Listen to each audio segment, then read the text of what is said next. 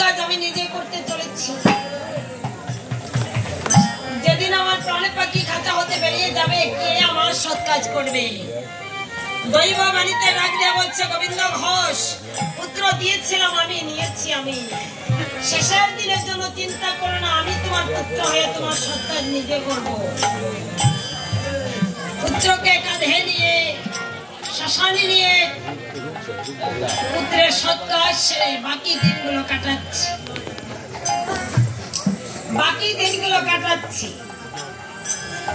এমনি করে একদিন সাধনায় বসেছি যখন গোবিন্দ ঘোষ, ব্রহ্মরন্ধ্র ফেটে গেল। ব্রহ্মরন্ধ্র দুই ভাগ হয়ে প্রাণ পাখি বেরিয়ে গেল।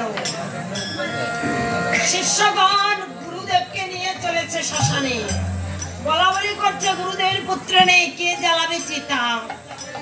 এই কথা বলা মাত্র এই কথা হতে এক ধাক্কা বাতাস এসে গোবিন্দ ঘোষের চিতা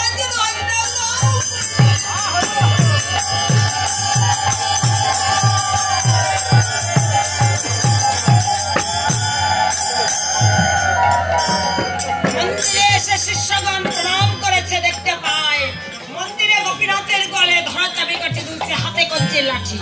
ভক্তের জন্য ভগবান করল পিণ্ডদান, ভক্তের বোঝা মাথায় করে রইল ভগবান। ভক্তবৃন্দ বলা বলি করছে, গুরুদেব দেশে নেই, চলো আমরা মধুর কৃষ্ণ নাম করতে করতে মধুর বৃন্দাবনে চলে যাই।